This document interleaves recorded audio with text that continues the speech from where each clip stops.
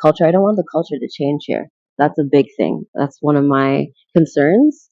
And I don't want major foreign investors or certain countries to come here and take over Ghana, right? And I want Ghanaians to be able to profit from it as well, too. So if those foreign investors are coming here, I want Africans and Ghanaians to understand that you want to keep your culture the way it is. There's this misconception that coming to North America or the West is way better there. It's not. The different tribes and the different regions is really, really interesting just to understand our history, right? So this is part of our history as well. So we've been displaced, of course, and we don't really know a lot about our history. So When you see other diaspora in Ghana being dressed in some way, do it sometimes affect you, or do you feel like, oh, it's normal out there, so it should be normal here? Remember to like and share to this amazing video. Today I'm here with this amazing, beautiful lady right here. But before she introduces herself, right, I really want to say a very big thank you for subscribing, liking, sharing, commenting and all that, guys. I really appreciate you guys so, so, so much. I'm here with. Kylie the Cash. I'm here in Ghana. I'm from Canada. Okay. I'm loving Ghana. I'm here for business. I'm here to explore the world of Africa. I'm here to expand my business in crypto and to educate Ghanaians, Africans about how they can utilize it. What have you learned so far in Ghana? I've learned that a lot of people are here. They're very helpful. So being able to network here is really important, which is really good. So anybody with that business aptitude or mind that they want to get into building a business here, it's a really, really good place. And the market is massive. There's so many different things that you could do here. All of those different topics I already spoke about: beauty, healthcare, agriculture, mining, minerals, gold, cryptocurrency. It's growing here. All of the markets are growing here. It's a growing market. It's a massive market. So here's a great place to invest. Yeah. What of the history? What are some of the histories that you've learned so far in Ghana that you think the diaspora out there should get to know?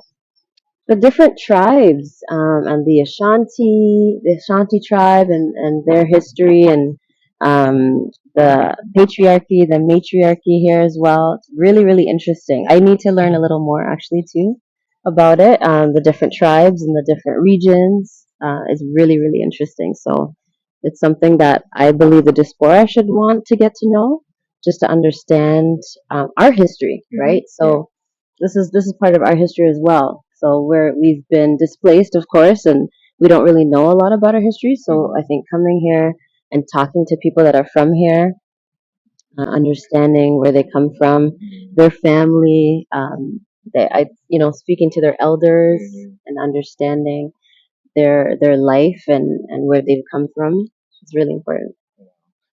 How do you see Africans and Africans in the diaspora in 5 years to come? Oh, I think it's going to be huge. It's going to be I think it's going to be huge. Africa, Ghana is the future, for one.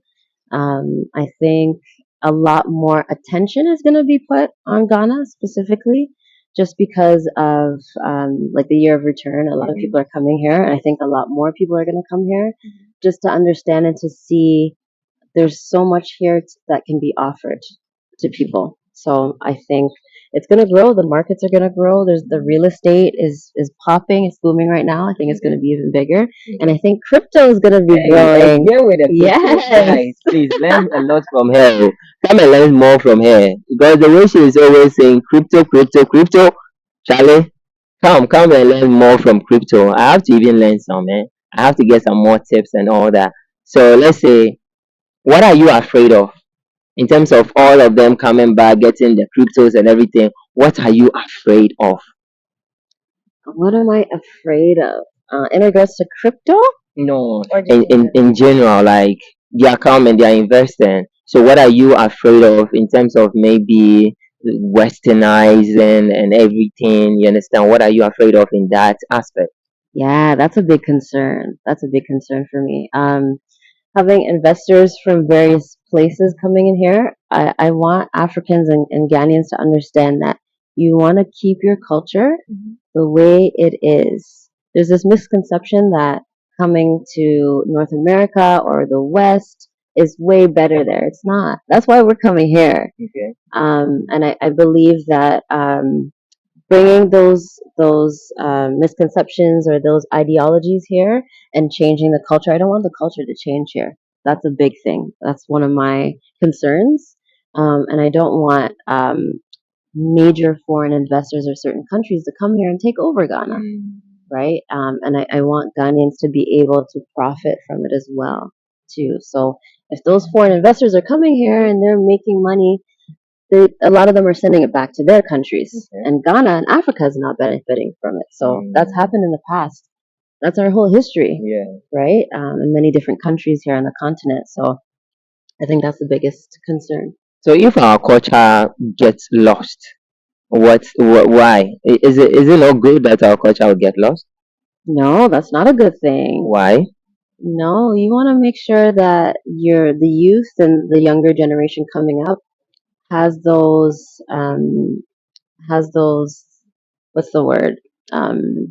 They want to keep their culture. They want to keep those ideologies. They want to keep those traditions, and to bring those on to the next generation, right? So I think that's not a good thing because then we're bringing on those Western ideologies, those Western ways of thinking that might not be right and correct, into a civilization that's already here. It's already been established here. So why bring those ideologies? There's certain things that could be good, that could help Ghana, right? But when it comes down to morals and traditions and culture, you want to keep it the same way. Where Dr. Kwame Nkrumah is being buried, the first president of Ghana, will you wear a certain dress? You, because you are from the diaspora. What kind of advice will you give to people who wear anything of that sort to go to a place like that?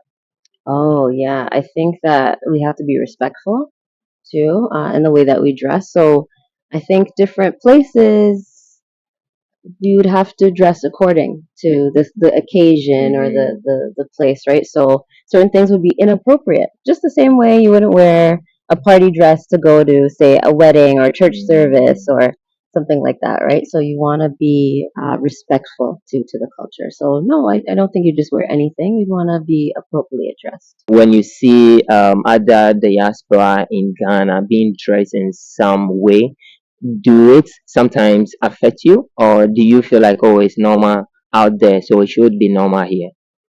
No, not that I think because it's normal for me that it should be normal here.